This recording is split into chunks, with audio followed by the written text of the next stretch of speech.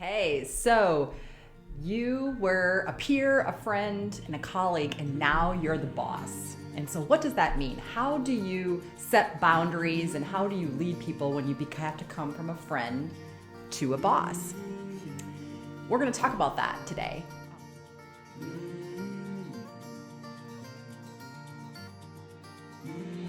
Welcome back. This is Everyday Executive, and where I give you tips and tricks to get the life and career of your dreams as you move forward in your journey.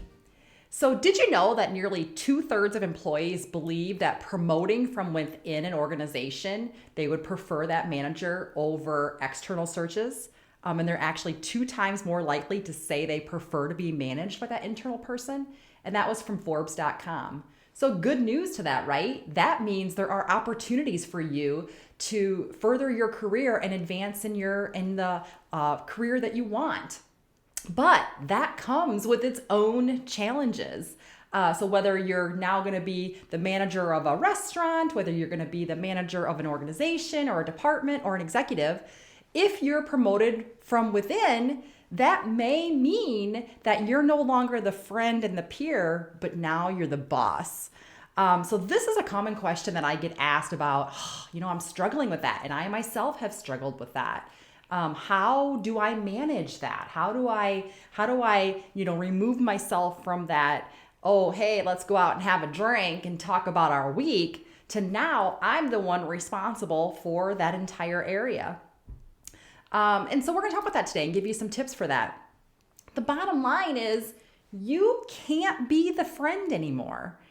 Now, that doesn't mean you can't be friendly. And, we talk about you got to get to know your staff, right? When you're leading them, their likes and their dislikes, their strengths and their weaknesses. And we have other videos to talk about that. But you can't actually be their friend. And that can be a little bit tough. So how do you start off with that? One of the recommendations I would have would be to have that honest conversation with whoever that may be that you really feel like you need to have that friend conversation with up front. And just say, look, this is tough. This is gonna be a tough conversation, but as you know, I'm really want to invest in this organization and lead this organization. So I really value our friendship, but I'm gonna have to put some boundaries in place for us now so that I am not perceived as favoritism, because you don't want to start off having a perception of favoritism already in your line as you're working through the management part of it. So have that honest conversation up front and just be true and authentic about it. Some are going to be really appreciative of that.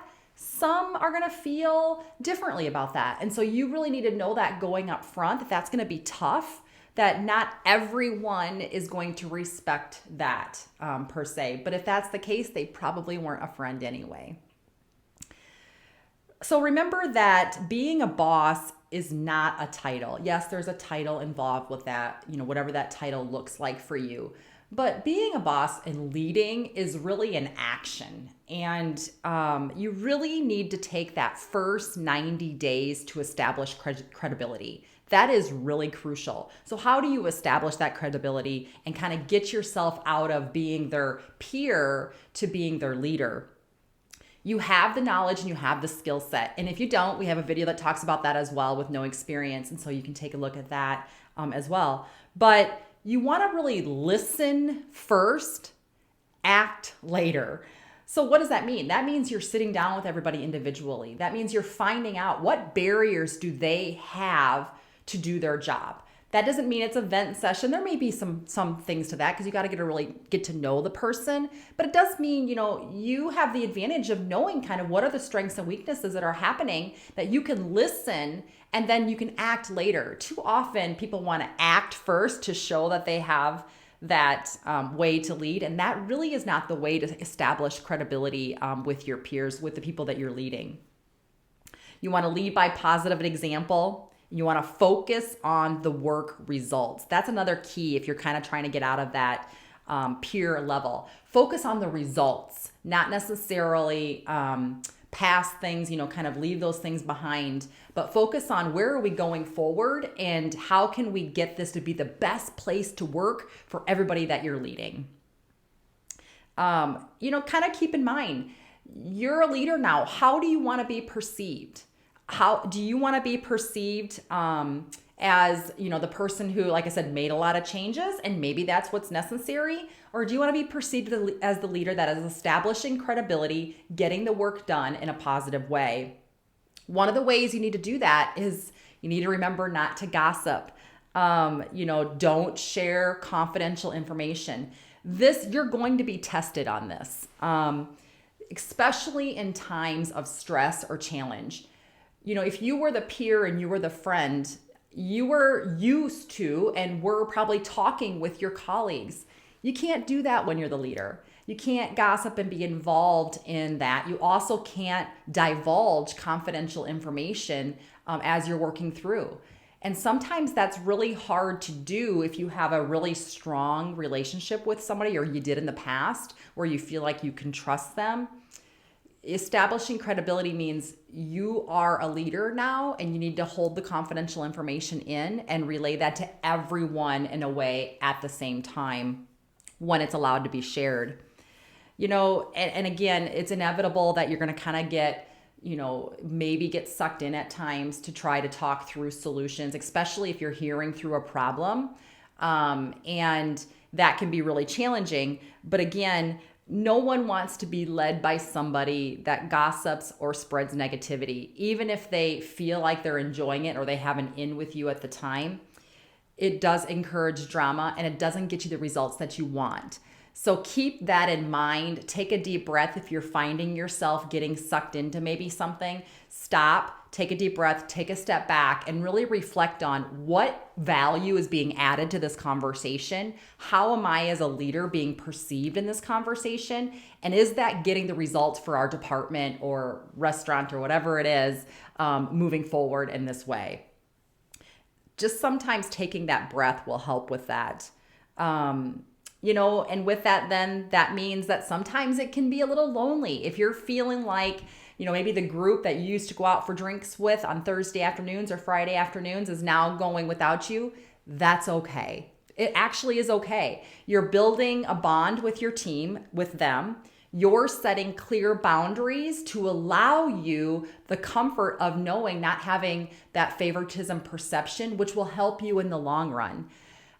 Because will come a time when you're going to have 2 different, 3 different, 4 different employees that are going to come to you with a problem with different stories, right? Or perhaps a different perception on the story.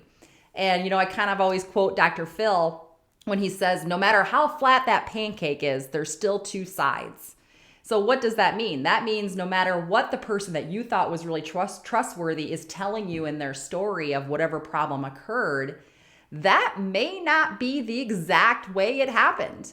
And again, no matter how flat the pancake is, there's always still 2 sides. You need to investigate that with others. And so setting those clear boundaries, even in those times where maybe you're feeling like you're feeling left out when they're going out, is going to help you in the long run maintain that line in the future. So when you are feeling that way, find a mentor or another peer of your level.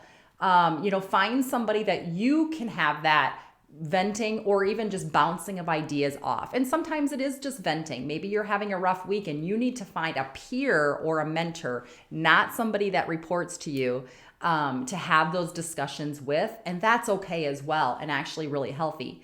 That will also start setting you up for success to have those boundaries and lines later with your old peer friend group. Build the team with diverse ideas. Be focused on the mission. We talked about this. Communicate the clear expectations with your team. Remember, being a boss is not about having a title. It's about leading the organization, leading your group that you're assigned to get the results that's required of the organization.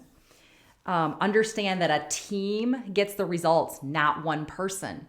And so when you're setting those clear boundaries up front with your team, the whole team is what gets the results, not one person.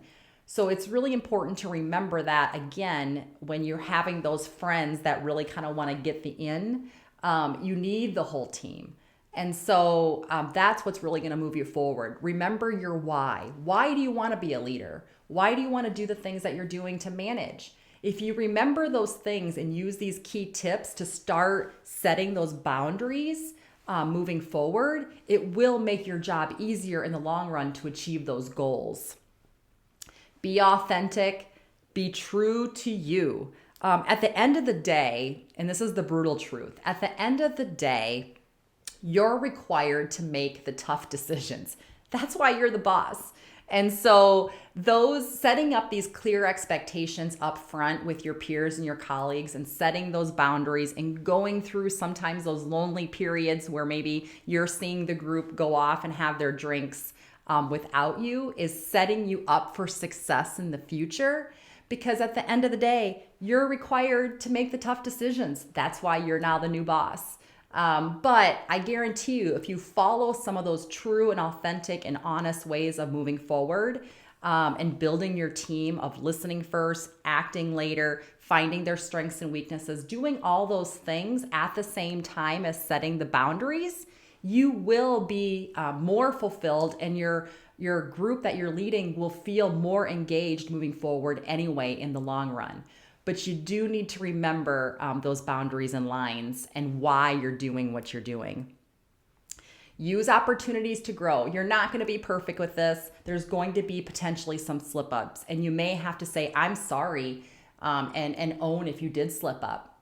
And once you've built up, like I said, that credibility, the trust will be with you as a leader that you can get past that. But again, remember, how do you want to be perceived as a leader? What have you noticed in other leaders that you've had that you have liked and disliked? And really take note of that and own what behaviors are you displaying in that. So that's one way that you really can establish clear lines when you go from friend or peer to boss. Hopefully this was helpful to you. We do have other videos to help you if you don't have any experience and how to gain momentum in motivating a team that we'd love for you to watch. If you like this, please give me a like or give me a review. I'd love to hear from you. You can also email me at everydayexecutivepodcast@gmail.com, and we will talk soon. Thank you.